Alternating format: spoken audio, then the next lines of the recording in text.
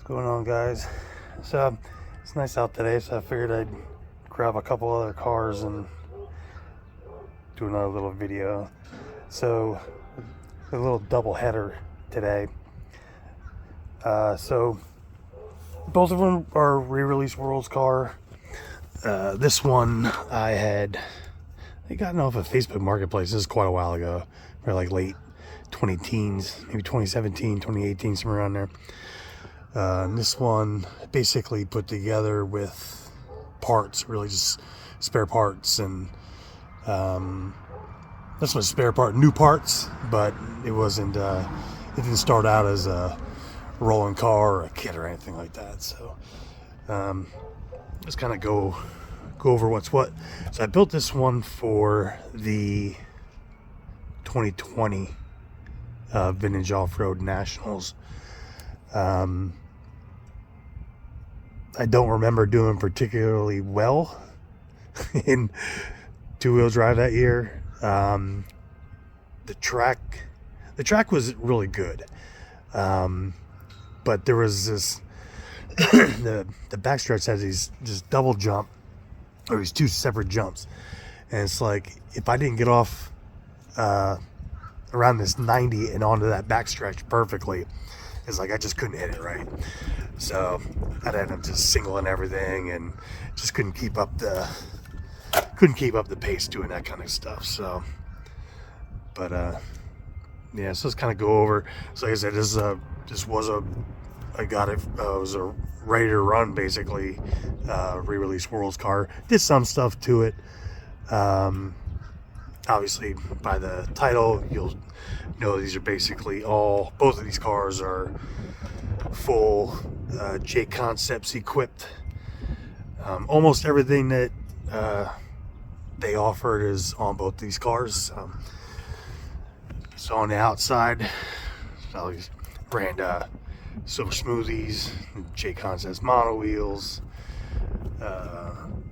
wing buttons. It's a Detonator World's body. It's basically the same thing on both cars. This one I ran. I finished this up for the 2023 INS race at Adrenaline RC.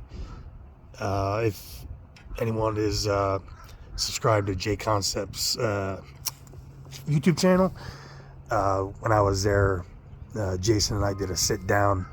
Let's talk about vintage stuff, and kind of went over my car a little bit compared to his B6.4 at the time, I guess. Not really up on the modern stuff, but so I'll get the bodies off and let me see what's underneath the hood.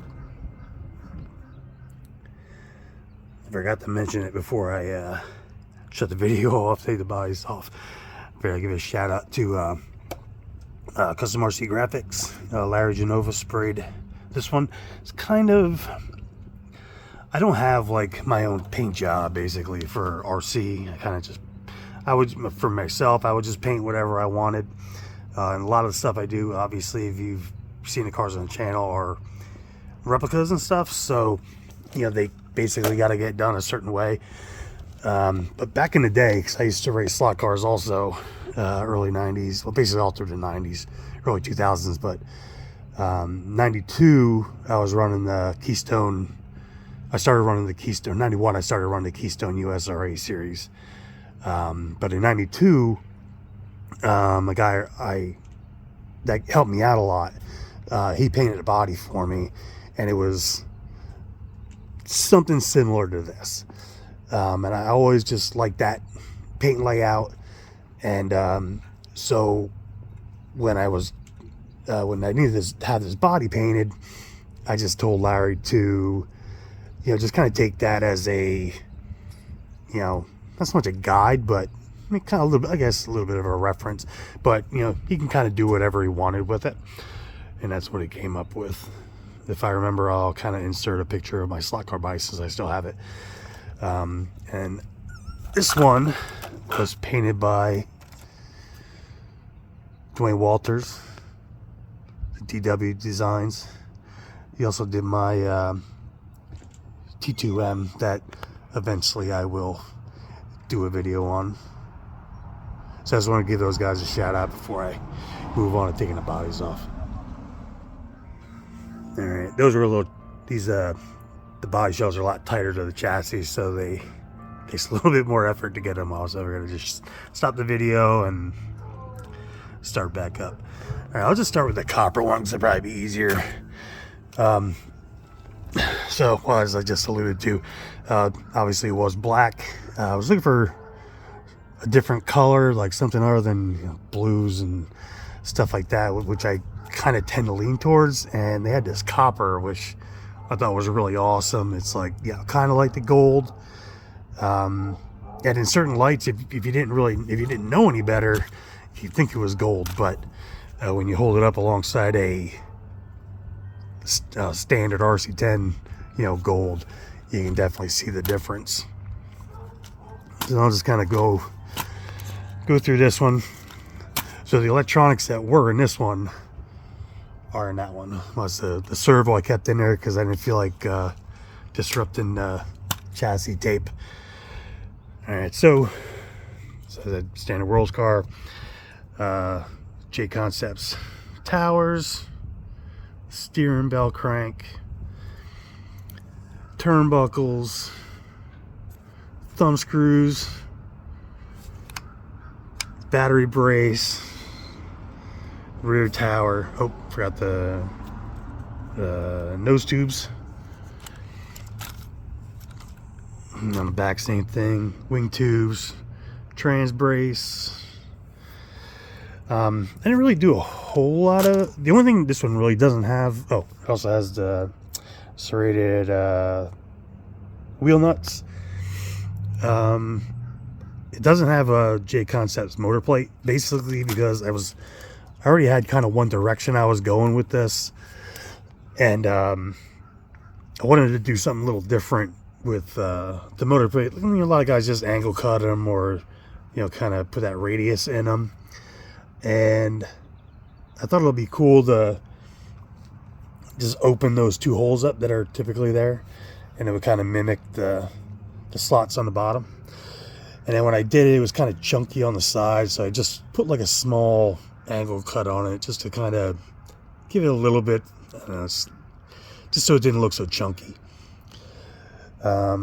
Chassis, I rounded off the corners a little bit so they weren't so squared off. I did the same thing on the nose, kind of rounding off a little bit. What else? Oh, bent the chassis up in the back,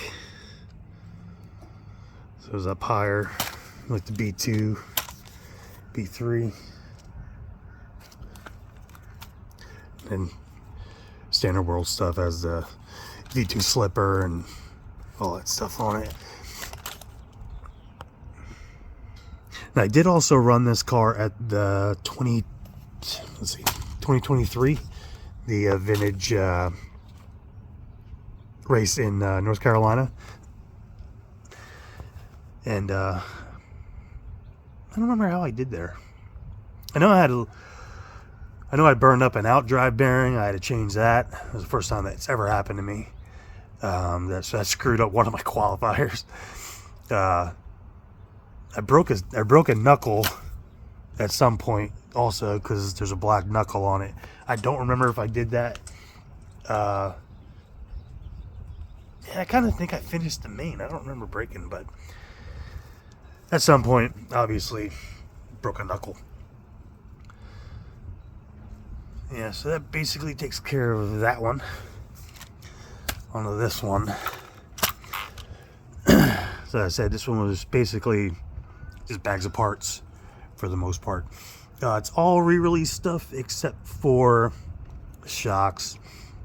Didn't have any more threaded V2 shock bodies, or for just like for 71s. So those are OG shock bodies, but I still have the plastic parts, bleeder caps, and that kind of stuff. So basically, same with the copper one, Jconcepts shock towers, the turnbuckles. These are the This was a couple years later that I put this one together. So they had the black fin ones. So this car got those. This car went with the black Jconcepts parts. So the other one had the blue and the just plain. There's the bell cranks, battery hold down, LRP, flow, rear shock tower,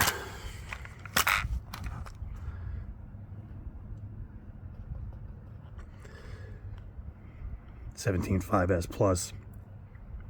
This one has the motor plate and stuff on it. And that was kind of one reason why I did the blue chassis, because I was doing the black Jconcepts parts, but I wanted the motor plate to match the chassis, so I went with the blue motor plate. Anything V2, V4 stuff.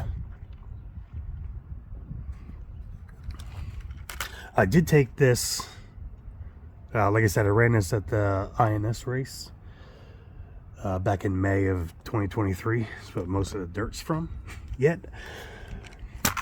I did take it to the vintage race in North Carolina this year. I tried this one, and also, well, I took this and I took my B2, and the B2 basically won out. So it was just, the B2 was just working too good, so I couldn't just not race it. So yeah, I ran the 17.5 independent class with that, and they have qualified third or fourth in the B, and actually won and bumped up to the A, so that was kind of funny. Didn't do all that great in the main, but track kind of changed a little bit, and I just couldn't get the hang of it. But yeah, so eventually I'm gonna put probably put these electronics back in that one, and so that one's all retired now, and they'll join the shelf. This one, I don't know, I got all kinds of B2s and stuff anymore, so I don't know if this one's really gonna get used much anymore. So this one might be a retiree now too, because we'll find out eventually, or sometime down the road. But it'll be ready to go for the most part when the time comes. So that's it for now. Thanks for watching.